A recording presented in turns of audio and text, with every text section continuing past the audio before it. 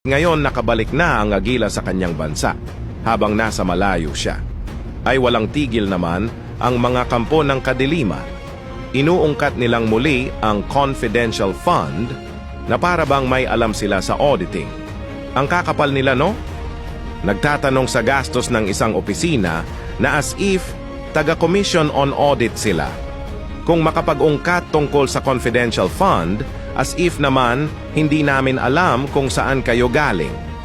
Alam nyo bang ang mga komunista ay walang kinikilalang Diyos? Kaya susuportahan namin ang isang pinunong lalaban sa mga kampo ng kadiliman. Kaya galit ang mga yan kay VP dahil kapag naupo itong presidente, magkakaroon tayo ng Sodom at Gomorrah version 2.0.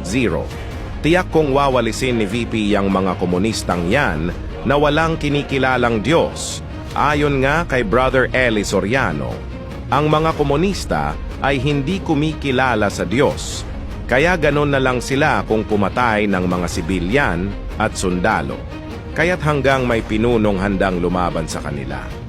Patuloy akong susuporta kay Vice Presidente Sara.